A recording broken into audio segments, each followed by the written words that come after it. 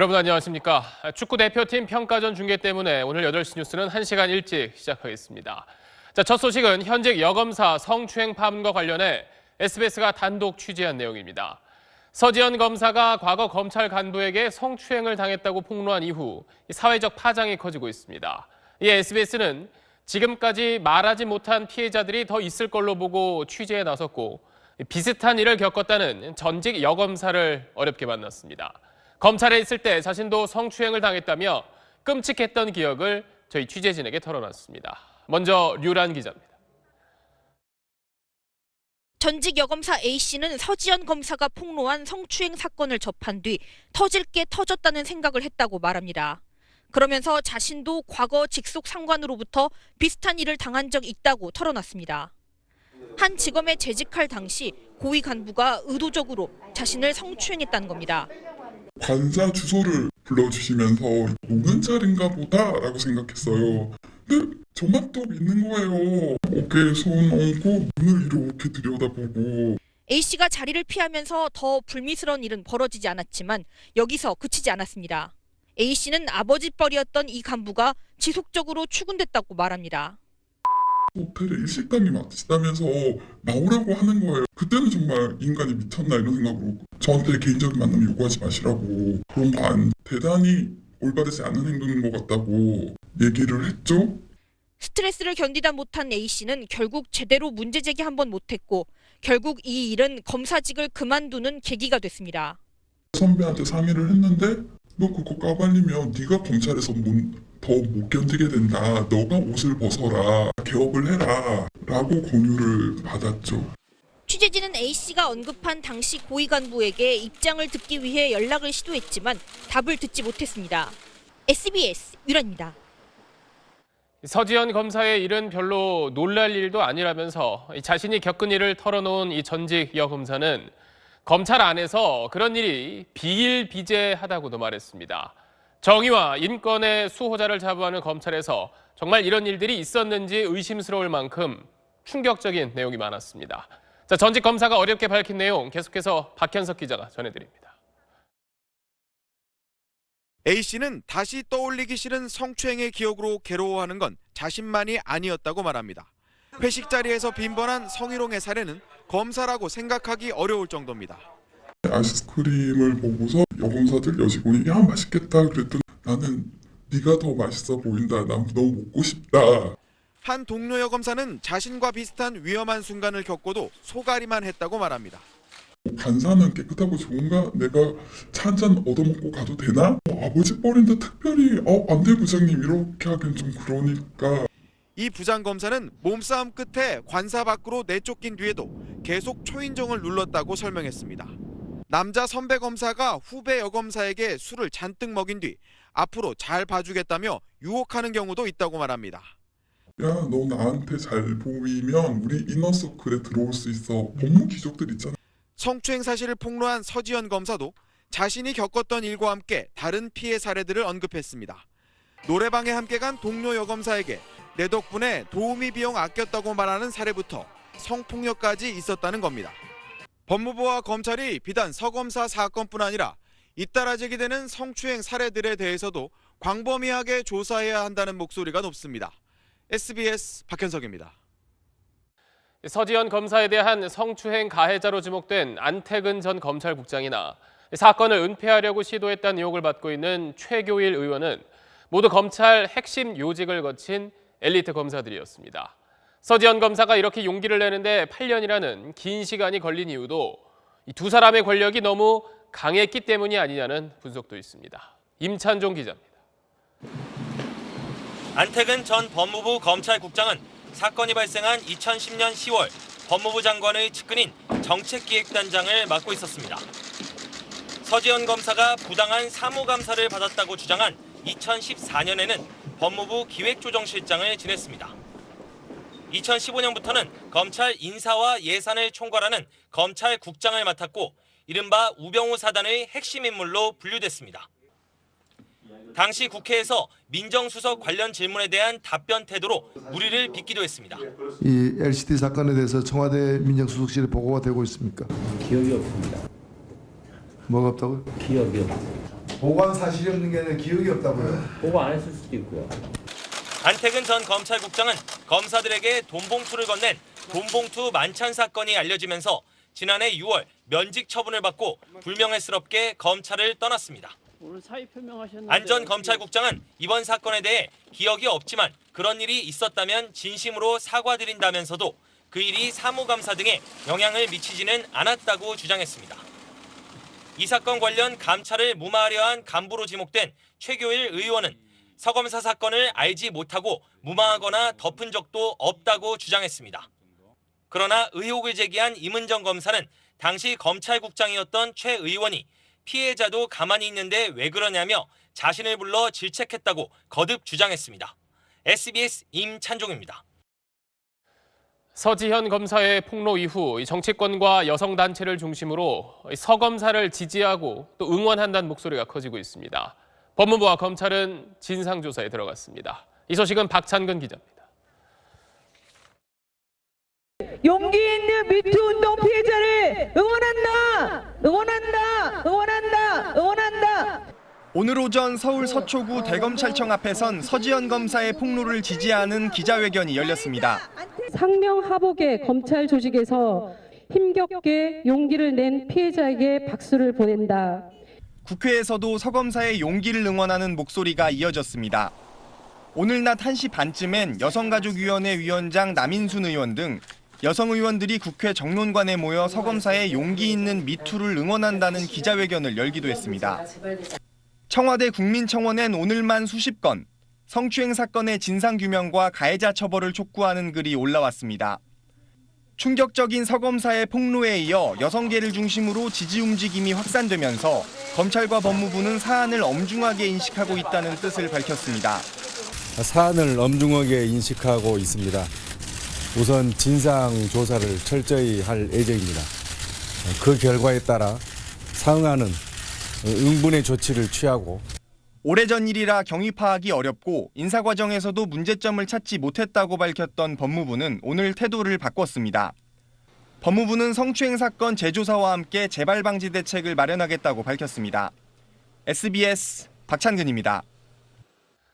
최고 수사 권력기관인 검찰 내부의 성범죄는 이 조직 특성상 밖으로 잘 알려지지 않을 뿐더러 또 알려지더라도 가해자를 처벌하기보다는 적정선에서 사안이 흐지부지 덮이는 경우가 많습니다. 기수에 따른 위계 질서가 강하고 또 폐쇄적인 조직 문화 때문에 괜히 일을 키워서 찍히기보다는 그냥 좋게 넘어가자는 식의 분위기가 사태를 더 악화시키고 있는 건 아닌지 손형한 기자가 전해드립니다. 지난해 1월 수도권의 한 검찰청에서도 여검사 성추행 의혹이 불거졌습니다. 검찰 고위 간부가 회식 자리에서 부하 여검사를 껴안고 쓰다듬는 등 부적절한 신체 접촉을 했다는 겁니다. 관련 보도가 나가자 해당 검찰청은 즉각 조사에 나섰는데 당시 검찰은 진상조사보단 사건을 언론에다 흘린 제보자 색출에 주력했던 것으로 드러났습니다. 이후 검찰은 여검사들이 부적절하다고 인정하지 않았다는 맥빠진 결론을 내놨습니다. 법조계 안팎에선 검찰 내 성 문제가 근절되지 않는 이유론 위계적인 조직 문화를 꼽습니다. 기수에 따른 상명하복이 중시되다 보니 문제가 일어나면 문제를 일으킨 가해자뿐 아니라 피해자까지 지켜 함께 불이익을 받는다는 겁니다. 이렇다 보니 진상을 파헤쳐 조사하기보단 좋게 넘어가자는 식의 분위기가 검찰 내부에 만연하다는 설명입니다. 이 때문에 피해를 당하고도 용기 내 증언하지 못하고 피해자 혼자 앓다가 사건 자체가 흐지부지 되는 경우가 많습니다. 검찰 내 성범죄를 근절하기 위해선 무엇보다 철저한 진상조사와 이에 상응하는 엄한 처벌이 필요합니다. SBS 손향원입니다. 그럼 법조팀 박원경 기자와 좀 더 자세한 이야기 나눠보겠습니다. 자, 오늘 법조팀이 만난 그 전직 여검사가 털어놓은 이야기가 참 충격적이긴 한데, 자, 어제 이 성추행 사실을 폭로한 이 서지현 검사의 근황도 참 궁금합니다. 오늘 검찰에 출근은 했나요? 지금 서지현 검사는 이번 주에 병가를 내고 출근은 하지 않고 있는 그런 상황인데요. 어제 폭로한 이후에 저희가 오늘 만나려고 시도를 많이 했는데 연락이 잘 닿지 않아서 서지현 검사의 지인을 만났는데요. 네.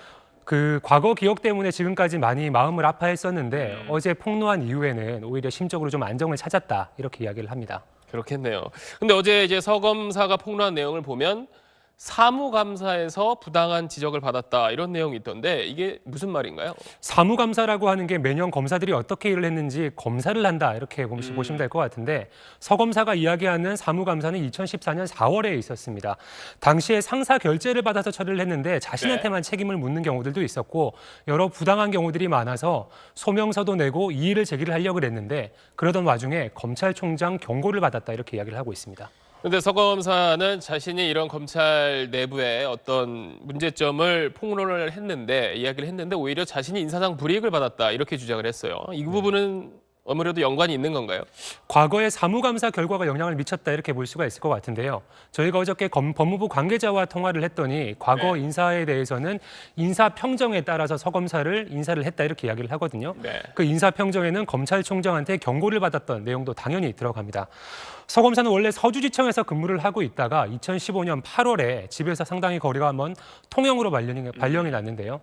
당시 그것이 평소 인사 원칙과도 다르고 본인이 알아본 바로는 성추행 가해자인 안태근 국장의 보복성 인사였다. 이렇게 서 검사는 주장을 하고 있습니다. 보복성 인사였다. 네. 아무래도 이제 이 서 검사 폭로 이후에 아까도 뭐 보셨지만 뭐 정치권이나 여성단체 지지 움직임도 있고 뭐 진상조사를 하겠다 이런 얘기도 나왔는데 검찰 내부 분위기는 어떤가요? 어제 서 검사가 검찰 내부망에 올린 글에 댓글이 한 수십 개가 달린 상태거든요. 대부분 격려를 하거나 응원을 한다 이런 내용들인데 그 댓글도 실명으로 달립니다. 그래서 평소에 검사들이 댓글을 달 때도 상당히 주저해 왔었는데 그것과 비교해 보면 지금 분위기는 과거와는 분명히 좀 다르다 이렇게 이야기를 할 수 있을 것 같습니다. 네, 아무래도 좀 더 이 검찰 내부의 이런 문제점을 밝히기 위해서는 또 용기 있는 또 제보나 폭로가 더 있었으면 좋겠네요. 네, 그렇습니다. 박원경 기자였습니다. 다음 소식입니다. 평창 올림픽을 앞두고 다음 달 4일 열릴 예정이던 금강산 합동문화 행사를 북한이 어젯밤 갑자기 취소한다고 통보했습니다. 이 여파로 내일로 예정된 마식령 스키장 합동훈련 일정도 아직 최종 확정되지 못했습니다. 다른 행사에 지장은 없는 건지 또 북한이 왜 이렇게 나오는 건지 김수영 기자가 분석했습니다. 북한은 금강산 합동문화 행사 취소를 어젯밤 10시 10분 통지문으로 알려왔습니다. 행사를 엿새 앞둔 일방 통보입니다. 공식적으로는 우리 측 언론 보도를 문제 삼았습니다. 북한의 진정 어린 조치들을 모독하고 특히 북한 내부 경축 행사까지 시비했다는 겁니다. 다음 달 8일 북한의 건군절 열병식에 대해 올림픽과 대화 분위기를 깰 수 있다는 국내 비판 여론이 일자 불만을 나타낸 걸로 보입니다. 전문가들은 이런 공개 이유 외에도 다른 의도가 더 있는 것으로 분석합니다. 평창을 계기로 대북 제재를 완화시키려는 북한의 입장에서 마음대로 되지 않는 그런 상황에서는 일단 판은 깨지 않으면서도 흔들어 보겠다. 그런 차원의 행보라고 볼 수 있습니다. 정부는 오늘 낮 전통문을 보내 금강산 행사 취소에 대해 유감을 표명하고 남북 합의 이행을 촉구했습니다. 통일부 당국자는 북한이 금강산에서 단기간 내에 300명 이상의 대규모 행사를 치르는데 나름대로 부담이 있었을 것이라고 설명했습니다. 금강산 행사 취소는 일회적인 조치일 뿐 다른 교류 행사들은 계속될 거라는 전망이 깔린 반응입니다.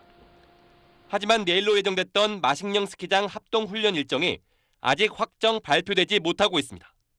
정부는 합동훈련에는 그동안 남북 간 이견이 없었다며 미국 등 국제사회와 최종 조율을 거쳐 늦어도 내일 아침까진 확정할 방침이라고 밝혔습니다. SBS 김수영입니다. 이번엔 다스 관련 수사 소식입니다. 다스의 비자금 120억 원을 조성한 걸로 지목된 격리 직원이 오늘 검찰에 나왔습니다.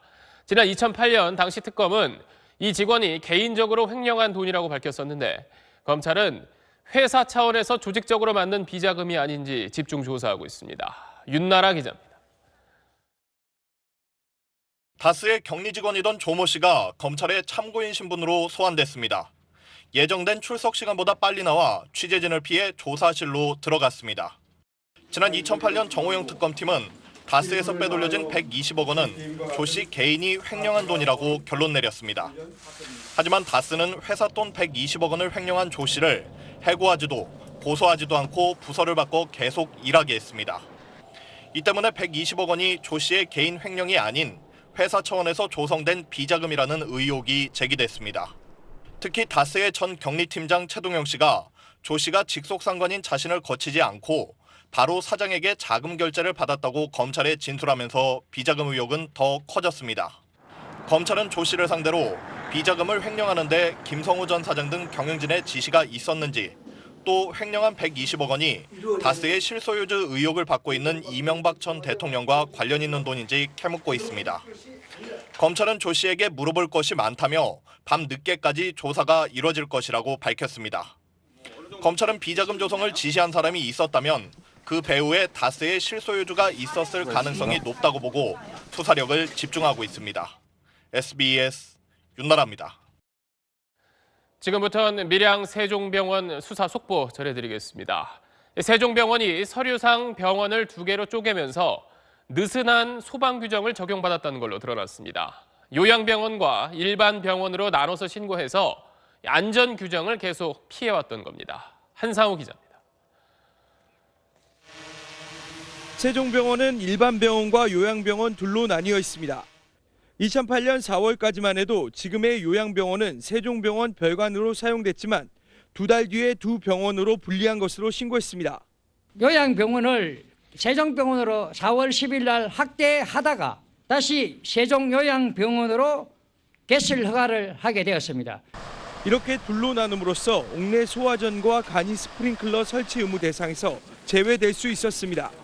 또 요양병원은 불편한 환자가 많아 안전 기준이 까다로운데 둘로 가름으로써 세종병원은 매년 실시하는 민간합동 전수조사 대상에서도 빠질 수 있었습니다. 대신 해마다 자체적으로 실시한 안전진단 결과만 밀양시에 내면됐는데 의료법과 소방 등 5개 분야에서 모두 문제가 없다고 보고 있습니다. 두 병원으로 분리된 양 행세했지만 실제로는 요양병원 환자들을 일반 병원 5층 병실에도 수용하는 등 한 병원이었습니다. 8명이나 숨졌던 바로 그 병실입니다. 이뿐 아니라 의료법도 어긴 것으로 드러났습니다. 세종병원에는 6명의 의사가 있어야 하지만 2명에 불과했고 간호사도 35명을 둬야 하는데 고작 6명뿐이었습니다. 이번 경우처럼 화재와 같은 비상 상황에 대처할 인원이 턱없이 부족했던 겁니다. SBS 한상우입니다. 이 세종병원 1층에 방화문이 없어서 피해를 더 키웠다는 소식 어제 전해드렸습니다.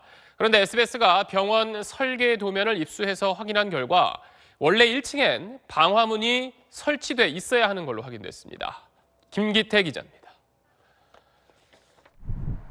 세종병원 1층에 방화문이 없는 이유를 묻는 기자 질문에 허가권자인 밀양시청은 어제 이렇게 설명했습니다. 전체 연면적이 1,200가 넘어갈 경우에는 방화구역 대상이 되는데 3층 이상의 층부터 구역하라고 돼 있거든요. 애당초 1층은 설치 대상이 아니었다는 겁니다. 지난 2005년 밀양시청에 제출된 설계 도면입니다. 1층 중앙계단 앞에 방화문이 설치된 걸로 나와 있습니다. 이 도면을 입수해 따져 묻자 밀양시청은 말을 바꿉니다. 사람들 왕래가 많으니까 뭐 불편하다든지 그래서 아마 철거한 그런 상태인 것 같습니다. 임의로 철거하는 게 문제는 없습니까? 임시시설이다 보니까 이거는 건축주가 자의적으로 할 수가 있죠. 게다가 화재가 발생한 날 밀양시청이 소방당국에 전달한 도면에도 1시간 이상 고열을 견디는 갑종 방화문이 설치된 것으로 나와 있습니다. 허가권자이자 감독기관이면서도 1층 방화문이 설치됐는지 안 됐는지 관심이 없었거나 방화문이 없는 걸 알면서도 그냥 눈 감아줬다는 얘기입니다. 밀양시청이 설계도면과 다른 건물을 오랫동안 방치하면서 참사를 막지 못했다는 비판은 피하기 어려워 보입니다. 경찰은 2층 이상 방화문들도 열기에 심하게 찌그러진 데 대해 기준에 미치지 못하는 재료를 쓴 게 아닌지 수사하고 있습니다. SBS 김기태입니다. 반복되는 참사의 책임이 정치권에도 있다는 비판이 쏟아지자 여야는 오늘 임시국회를 열자마자 소방안전 관련 법안 3개를 부랴부랴 통과시켰습니다. 하지만 안전을 위해 필요한 상당수 법안들은 아직 논의조차 되지 않고 있습니다. 이 소식은 전병남 기자입니다. 불법 주차 때문에 소방차 진입에 어려움을 겪는 일은 참사 때마다 되풀이된 고질적 문제입니다. 이를 방지하기 위한 법안들이 오늘 국회를 통과했습니다. 공동주택의 소방차 전용 주차 구역 설치를 의무화하고 이곳에 불법 주차하면 100만 원 이하의 과태료를 물릴 수 있게 됐습니다. 또 소화전 등 소방용 기구가 설치된 곳 주변도 주정차 특별 금지 구역으로 지정됩니다. 하지만 제천 참사 이후 위급 상황 대처를 강화하기 위해 마련한 10여 건의 법률안은 아직 더 기다려야 합니다. 법안이 발의되면 20일간 검토 기간을 갖도록 한 숙려기간 제도를 거쳐야 해서 2월 임시국회 처리를 기대하기가 어려운 상황입니다.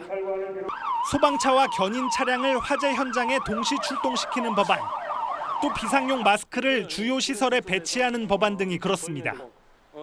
여야는 이번 임시국회의 목표로 안전 관련 입법을 내세웠습니다. 시급한 화재 예방과 소방안전 관련 법안을 통과시켜야 합니다. 소방안전을 비롯한 민생 현장에서의 어려움을 해소할 수 있는 이 법안들을 자유한국당이 중심이 돼서 시급성에 대해 여야가 합의하면 숙려기간 예외로 지정할 수 있습니다. 국회에서 제시한 안전 입법 목표가 또 말로 그치는 건 아닌지 지켜볼 일입니다. SBS 전병남입니다. 이번 달 14일이었죠. 박종철 열사 31주기를 맞아 저희 취재진은 당시 고문에 가담했던 경관들의 행적을 계속 추적해왔습니다. 지난 1987년 사건 직후 구속됐던 경관 2명 가운데 한 명인 강진규 씨를 접촉할 수 있었는데 강 씨가 사건 수사 초기 고문에 가담한 경관이 3명 더 있다는 내용의 비망록을 10쪽 정도 썼고 또 이걸 건네받았다는 당시 교도관의 증언을 들을 수 있었습니다. 김종원 기자가 취재했습니다. 박종철 열사 사망 직후 꼬리 자르기식으로 구속된 경찰관 2명을 담당했다는 전 영등포교도소 교도관 소영환 씨. 소 씨는 경사 계급이었던 갓 30 나이의 강진규 씨가 수감 직후부터 심리적으로 불안한 모습을 보였다고 말합니다. 지금까지 사실대로 조사를 안 받았느냐고 물어봤어요. 그랬더니 그렇지 않다고 해서 그러면 지금이라도 사실대로 진술을 해라. 이 제안을 받고 강 씨는 편지지 5장, 앞뒤로 10쪽 분량으로 고문치사 사건의 경위를 적어 소 씨에게 전달했다고 합니다. 소 씨는 이 비망록의 원본은 촬영을 하지 않는다는 조건으로 취재진에게 보여줬습니다. 글을 쓴 강진규 씨의 동의를 받지 못해서라고 설명했습니다. 편지 원본은 이겁니다. 편지 원본은 이건데 좀 이따가 촬영하시지 마시고. 대신 31년 전 자신이 그대로 옮겨 적은 비망록의 내용을 공개했습니다. 글에는 1987년 1월 14일 남영동 대공분실에서 경찰관 5명이 서울대생 박종철을 어떻게 고문해 죽음에 이르게 했는지 상세히 적혀 있습니다. 앞서 구속된 경관 2명 이외에도 고문에 가담했던 황정웅, 반금곤, 이종호의 이름도 적시돼 있습니다. 비망록을 전달받은 소 전 교도관은 바로 상부에 보고했고 법무부까지 전달됐다고 말합니다. 안상수 검사가 와서 그 얘기를 했다고 했어요. 그 뒤에 또 이제 법무부 장관까지 오신 걸로 제가 기억하고 있습니다. 지금도. 강 씨가 이 비망록을 써서 교도관에게 넘긴 건 1987년 1월 말에서 2월 초. 고문 경찰관이 더 있다는 사실을 처음 알게 된 것이 1987년 2월 27일이었다는 검찰의 주장보다 앞선 시점입니다. 검찰은 고문 경찰이 더 있다는 사실을 일찌감치 알았으면서도 진상 축소 은폐를 묵인하고 방조했다는 비판을 받아왔습니다. SBS가 접촉한 강진규 씨는 역사의 죄인이 무슨 말을 하겠느냐며 어렵게 심경을 밝혔습니다. 우리는 그때는 그렇게 교육도 받고 그게 국가를 지키고 그게 최고인 줄 알고 살았던 사람들이에요. 근데 그게 잘못됐다는 것을 알고 이거 할 때는 내 인생 정도를 채 가지고 없어진 거 아닙니까? 그리고 나서는 뭐 국가에 대해 경례도 안 했던 거예요. 강 씨는 이 비망록을 썼는지는 기억이 나지 않는다면서도 필적이나 대공분실 상황에 대한 상세한 기술을 근거로 여러 차례 묻자 비망록 작성을 부인하지는 않았습니다. SBS 김종원입니다. 오늘 가상화폐 거래 실명제가 시작됐습니다. 실명 확인을 거친 투자자는 예전처럼 거래할 수 있게 됐는데 그러나 중소거래소들의 경우 은행의 계좌 발급 거부로 돈줄이 막히게 됐다며 거래 중단을 선언한 곳도 나왔습니다. 정현 기자가 보도합니다. 한 가상화폐 거래소는 오늘부터 투자자들의 현금 입금이 중단됐으며 이런 상황이 계속되면 다음 달 6일부터 모든 거래를 중단하겠다고 공지했습니다. 다만 중단돼도 출금은 가능하다고 밝혔습니다. 가상화폐 실명제가 시작된 첫날이지만 은행들이 그동안 법인 계좌로 영업해온 일부 거래소들에는 새 가상 계좌를 제공하지 않았기 때문입니다. 은행이 선정이 안 돼서 그런 겁니다. 입금 자체 현재는 안 되기 때문에. 따라서 중소거래소들 상당수는 퇴출 가능성이 높아졌습니다. 반면 대형 거래소들은 투자자들이 해당 은행에 계좌를 만들고 실명 확인을 거치면 정상적인 거래가 가능해졌습니다. 일부 은행은 신규 가입자의 거래도 허용하기 시작했습니다. 하지만 소득 등 증빙 서류가 없는 사람의 경우 은행의 신규 계좌 개설이 까다로워져 사실상 거래에 제약이 생깁니다. 증빙서가 있으셔야 되거든요. 이거 없으시면 한동에서 전자금융이랑 기계에서 30만 원으로 지원해주거든요. 가상화폐 거래 실명제는 신규 투자를 제한하고 투자금 유입을 자연스럽게 줄여 사실상 시장이 위축되는 결과를 부를 것으로 예상됩니다. SBS 정연입니다. 이렇게 가상화폐 실명제가 시행된 날 법원은 가상화폐의 경제적 가치를 인정하는 판결을 내놨습니다. 음란 사이트를 운영하며 받은 비트코인에 대해 1심은 물리적 실체가 없어 몰수할 수 없다고 판단했지만 2심에선 가상화폐의 경제적 가치를 인정하며 범죄 수익인 가상화폐를 몰수하라고 결정한 겁니다. 판결의 의미를 원종진 기자가 설명합니다. 33살 안모 씨는 음란 사이트를 운영하면서 이용 대가로 비트코인을 받았습니다. 검찰은 안 씨를 재판에 넘기면서 안 씨가 받은 비트코인은 범죄 수익이라며 몰수를 청구했습니다. 하지만 1심 법원은 안 씨에게 징역 1년 6월을 선고하면서도 비트코인은 몰수할 수 없다고 판단했습니다. 비트코인 일부는 범죄 수익인지 확실치 않은 데다 가상화폐는 물리적 실체가 없다는 이유였습니다. 안 씨의 비트코인이 범죄 수익이라는 증거를 보강한 검찰은 가상화폐도 재산 가치가 있어 몰수할 수 있다며 항소했습니다. 2심 법원은 형량은 그대로 유지하면서 범죄 수익이 증명된 191 비트코인을 몰수하라고 판결했습니다. 현재 24억 원 정도 되는 191 비트코인은 사이트 운영 수익임이 입증되고 가상화폐는 현실에서 경제적 가치를 갖기 때문에 범죄 수익으로서 몰수할 수 있다는 겁니다. 하지만 이번 판결이 비트코인의 화폐로서의 가치를 법적으로 인정한 건 아니라는 게 법원의 설명입니다. 이 판결에서 인정한 비트코인의 경제적 가치는 범죄 수익으로 인정되기 위한 전제 요건에 불과하므로 법정 화폐로서의 통용 가능성은 이 판결의 쟁점과는 무관합니다. 검찰은 판결 확정 시 몰수한 비트코인을 공매할지 폐기할지 아직 결정된 것은 없다고 밝혔습니다. SBS 원종진입니다. 오늘 오후부터 수도권 곳곳에 눈이 내렸습니다. 제법 쌓여서 퇴근길이 걱정인데 자세한 날씨 알아봅니다. 이어진 캐스터. 네, 대방역에 나와 있습니다. 네, 지금도 눈이 많이 내리는군요. 네, 그렇습니다. 지금 조금만 바깥에 서 있어도 머리 위로 눈이 쌓일 정도로 서울은 눈이 꽤 펑펑 내리고 있습니다. 당초 예상보다 많은 눈이 내리면서 이렇게 지금 제대로 보시는 것처럼 길거리는 하얗게 변해가고 있고요. 기온이 영하로 떨어지면서 도로는 조금씩 얼어가고 있습니다. 빙판길 조심해서 집으로 돌아가셔야겠습니다. 지금 도로는 올림픽 도로는 보시는 것처럼 퇴근길 차량까지 몰리면서 차량들이 엉금엉금 거북이 걸음을 하고 있습니다. 많은 눈 때문에 넘어질까 조심조심 걷고 있는 퇴근길 시민들도 당황하는 모습입니다. 오늘 밤까지 서울 경기와 영서를 중심으로 1cm 안팎의 눈이 내리겠고요. 충청 북부와 경북 북부를 중심으로 눈이 날리다가 오늘 밤에 그치겠습니다. 내일 아침도 오늘만큼은 아니지만 추위가 이어집니다. 내일 서울의 아침 기온은 영하 6도까지 떨어지겠고요. 파주는 영하 13도까지 내려가겠습니다. 눈이 내리고도 밤사이 기온이 떨어지면서 내일 아침 출근길도 걱정입니다. 내일 아침은 조금 더 일찍 집을 나서시고요. 빙판길 조심하셔야겠습니다. 지금까지 대방역에서 날씨 전해드렸습니다. 한파로 인한 피해도 곳곳에서 계속됐습니다. 아파트 외벽에 고드름이 얼어붙어 보행자 안전을 위협하면서 소방당국이 긴급 제거 작업에 나섰고 주상복합 건물에서 수도관 동파로 물난리가 나기도 했습니다. 이성훈 기자입니다.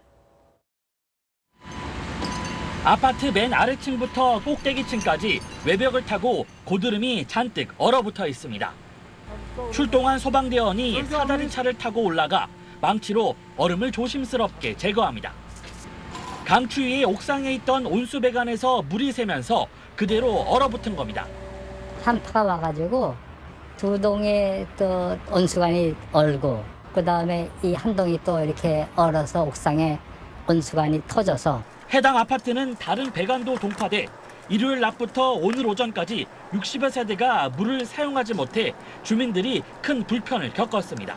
한파가 빨리 왔고 그로 인해서 배관 동파가 좀 많이 있는 것 같습니다. 고드름 제거 시에 안전에 우려가 있으니 119로 신속하게 신고해 주시면. 소화전 문이 열리더니 건물 복도로 물이 쏟아져 내립니다.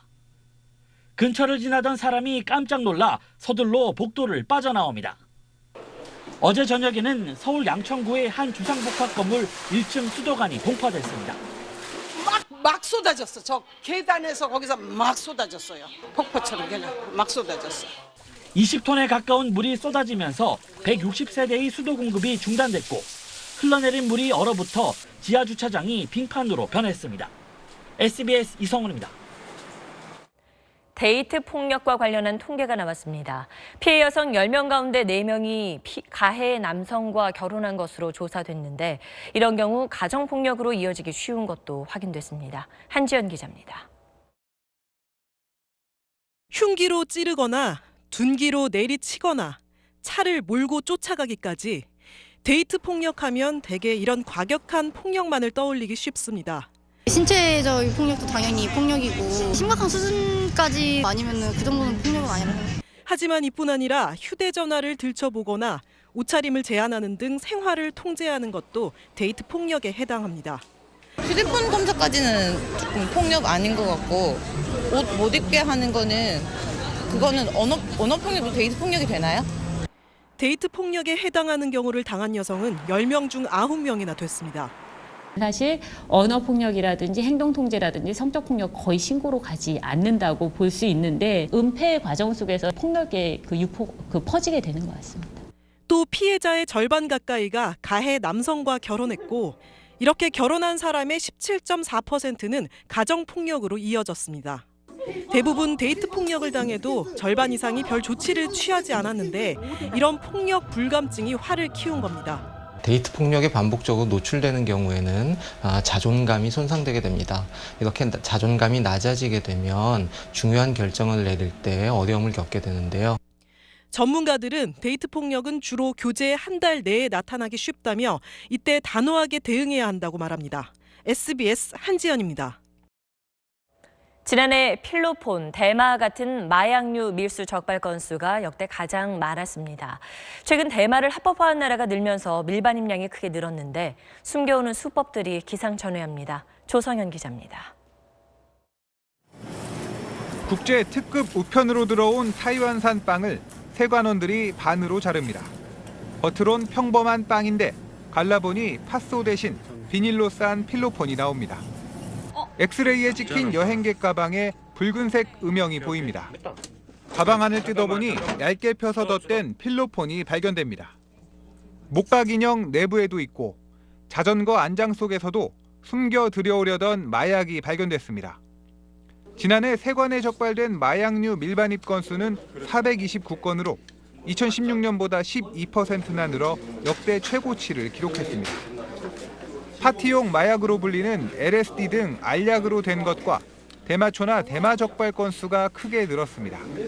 캘리포니아주를 비롯하여 총 8개 주가 기호용 대마를 합법화함에 따라 북미 유럽발 대마류 밀반입은 지속적으로 증가할 것으로 예상됩니다.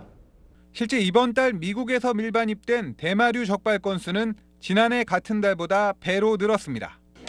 관세청은 공항과 세관의 단속 인력과 장비를 늘리고 여행자 수하물과 화물에 대한 정밀 검색도 강화할 방침입니다. SBS 조성현입니다. 제대로 된 복원인지를 놓고 논란이 끊이지 않았던 경복궁 광화문 현판이 2년에 걸친 고증 끝에 내년 초에 바뀝니다. 빛바랜 흑백 사진 한 장이 결정적 단서가 됐습니다. 권혜리 기자의 보도입니다. 광화문. 2010년 제작돼 8년째 걸려있는 이 현판은 내년 초에 이렇게 바뀝니다. 흰색 바탕의 검은 글자에서 검정 바탕의 금박 글자로 교체됩니다. 지금 현판은 1900년대 초에 흑백 사진 2장이 복원 근거가 됐는데 바탕색이 글자색보다 밝게 보입니다. 그러나 재작년에 발견된 1893년의 촬영 사진을 보면 바탕색이 글자색보다 어둡습니다. 이후 문화재청은 흑백 사진 석 장을 바탕으로 당시의 촬영 조건을 재현하고 현존하는 조선시대 현판 색깔들과도 비교했습니다.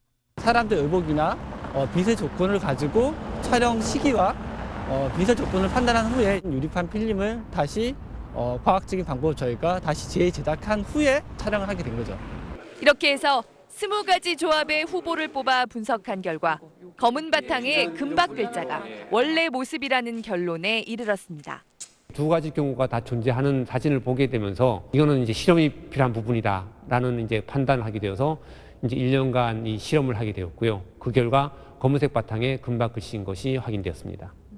문화재청은 접착제를 사용해 균열이 생긴 지금 현판과 달리 새 현판은 전통 기법으로 만들기로 했습니다. 단청도 전통과 현대 방식으로 각각 채색해 1년간 관찰한 뒤에 채색 방법을 선택하기로 했습니다. SBS 권애리입니다. 원숭이를 가둬놓고 배기가스 흡입 실험을 했던 독일의 자동차 업체들이 사람을 대상으로도 비슷한 실험을 한 것으로 드러났습니다. 파문이 커지고 있습니다. 송인호 기자입니다.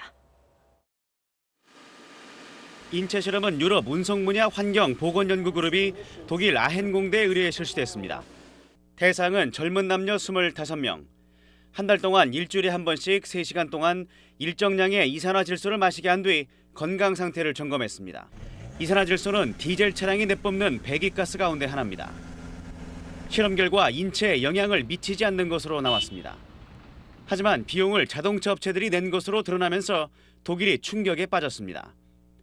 배출가스 조작 파문을 일으킨 폭스바겐도 포함됐습니다. 독일 정부는 즉각 비판 성명을 냈습니다.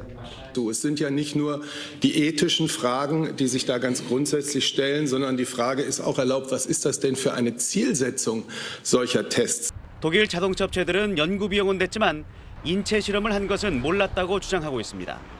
Ich halte den gesamten Vorgang für höchst problematisch und wir werden das vollumfänglich aufklären im Aufsichtsrat von VW und ich gehe davon aus, dass der Vorstand auch kooperativ mit uns. 독일 자동차 업체들은 지난 2014년에도 원숭이 10마리를 유리상자에 가둬놓고 배기가스 흡입 실험을 한 것으로 드러나 비판을 받아왔습니다. SBS 송윤호입니다. 복잡한 출퇴근 시간 우회도로를 알려주는 길찾기 앱이 미국에서도 큰 인기입니다. 하지만 우회도로 근처에 사는 주민들이 불편하다며 미국의 한 마을이 출퇴근 시간 외부 차량 통행을 금지하기로 해 논란이 되고 있습니다. 최대식 특파원입니다.